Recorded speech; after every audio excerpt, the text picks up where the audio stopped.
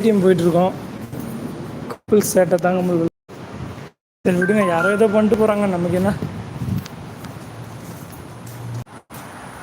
Couple சேட்டை தாங்க முடியல, என்ன பண்ணுறது. இந்த போலீஸ்கார கையை கட்டுறாரு, என்ன கட்டுறாரு?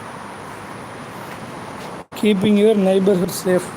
எல்லா இடமும் சேஃபாக இருக்காங்கன்னு செக் பண்ணுற மாதிரி ஒரு பேனர் வச்சுருக்காங்க. புல்லுலாம் பார்த்தீங்களா எப்படி அழகாக கட் பண்ணியிருக்காங்கன்னு.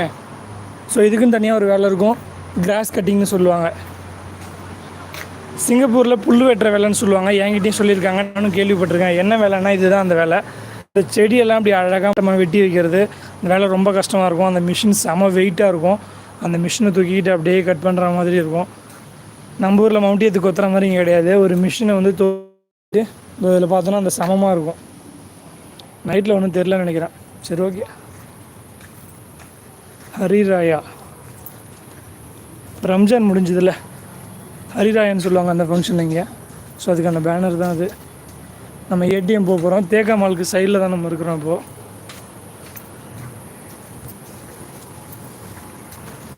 சப்வே எப்படி இருக்குது, அப்படியே நடந்து போகலாம். மழை பெஞ்சாலுமே எந்த பிரச்சனையும் இல்லை.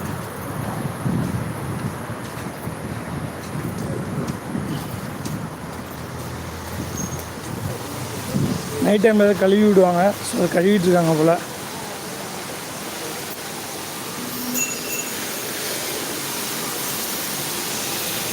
ஸோ பார்த்தீங்களா, அந்த இடத்த வாஷ் பண்ணிட்டு இருக்காங்க ஒரு அண்ணன்.